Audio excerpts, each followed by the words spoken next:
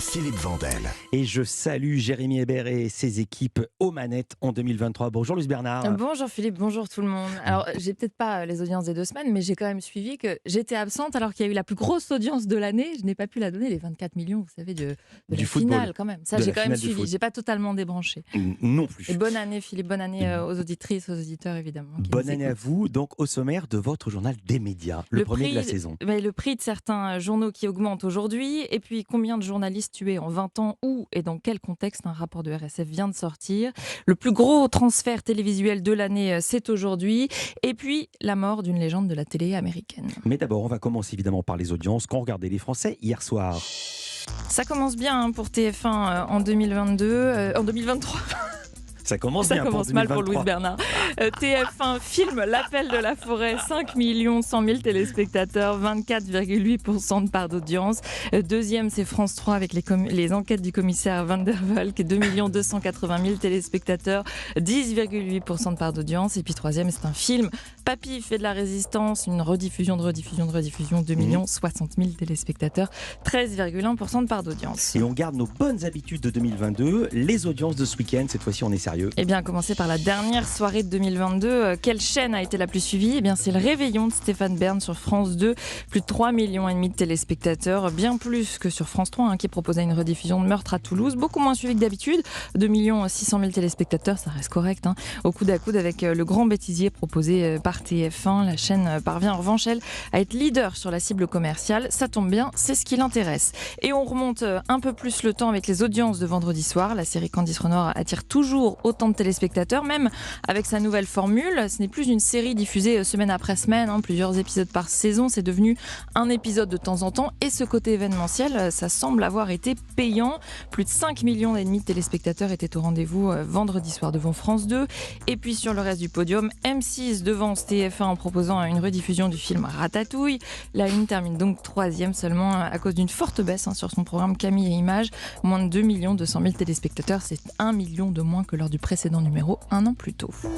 Europe 1, le journal des médias.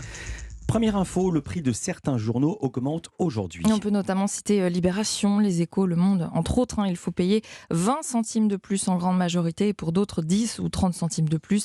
Presque tous les journaux quotidiens nationaux sont concernés par cette augmentation du prix de vente, car tous sont concernés par les hausses de coûts de fabrication. La tonne de papier est 2 fois plus chère qu'en 2021, sans parler des coûts de l'électricité.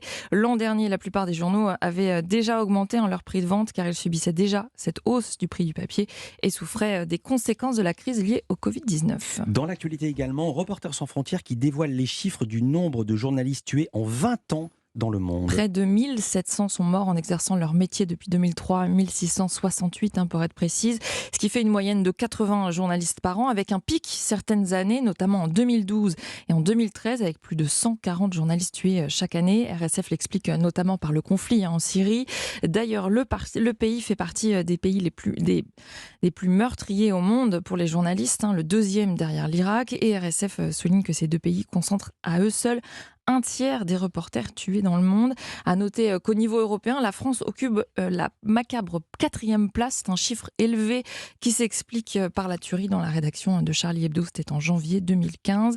Et puis, dernière observation intéressante, en 20 ans, en fait, il y a plus de journalistes morts dans les zones de paix que dans les zones de guerre, car les reporters sont tués à cause de leurs enquêtes sur le crime organisé et la corruption, d'après RSF, et notamment sur le continent américain. C'est d'ailleurs le plus dangereux pour les journalistes, notamment à cause du Mexique.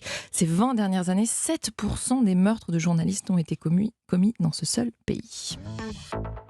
Tout autre sujet du côté de la télévision, vous nous l'avez annoncé, le plus gros transfert de l'année a lieu aujourd'hui. Le célèbre soap-opéra Amour, gloire et beauté quitte France 2 après 32 ans de diffusion pour arriver sur TF1 tout à l'heure.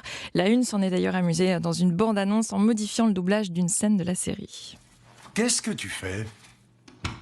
Je fais les cartons. On déménage aujourd'hui. On déménage? Mais de quoi est-ce que tu parles? Oh, mais oui, ça y est, c'est le grand jour. Oui, tu sais, on est sur TF1 maintenant et il est vraiment temps qu'on y aille parce que ça commence dès le lundi 2 janvier à 10h20. C'est génial. Quelle bonne nouvelle. Oui, c'est vraiment Oui. génial. J'ai hâte. Moi aussi.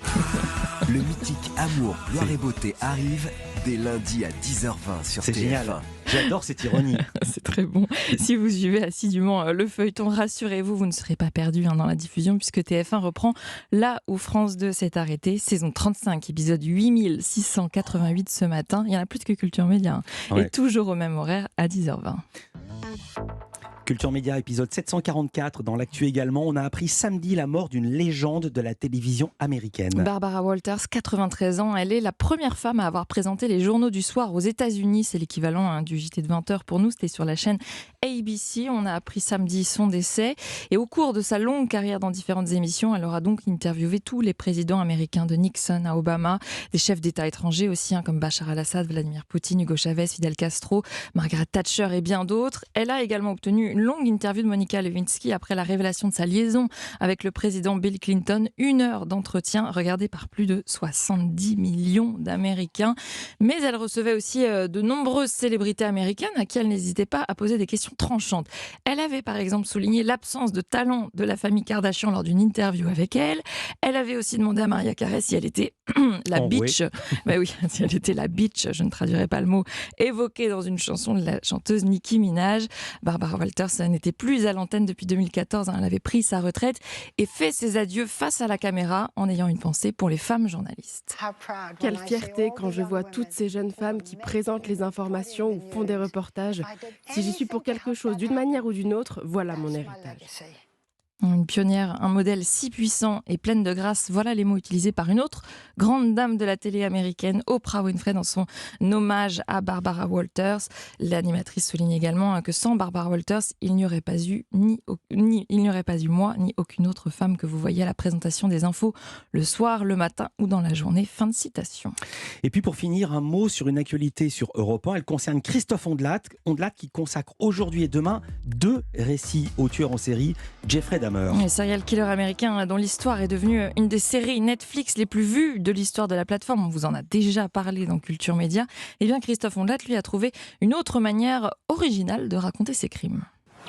Je voulais pas toucher à l'affaire Jeffrey Dahmer. Trop morbide, trop violent, trop insupportable. Et puis j'ai basculé complètement dans l'autre camp puisque j'ai décidé de la raconter en lui prêtant ma voix. Je vais la raconter au jeu. Et c'est un exercice que j'ai trouvé absolument passionnant. Je suis parti de ses déclarations au procès, pendant l'instruction et des confidences qu'il a faites à son avocate. Et j'ai reconstruit son discours au fil des meurtres. 17 meurtres. Voilà, Christophe Ondelat, interviewé par le service web d'Europe 1. Alors, un avertissement, ce n'est pas un récit à écouter en présence d'enfants ni de personnes trop émotives. C'est diffusé tout à l'heure à 14h sur Europe 1 ou bien dès maintenant sur europe1.fr et toutes les plateformes d'écoute. Et puis pour débriefer le récit, l'invité, c'est un expert psychiatre, le docteur Daniel Zaguri. Merci beaucoup Louise Bernard, ça n'a pas changé. Toutes ces infos à retrouver dans notre newsletter média. L'inscription est gratuite sur europe1.fr et je traduis, la beach, c'est la plage. À demain Louise pour un nouveau journal des médias.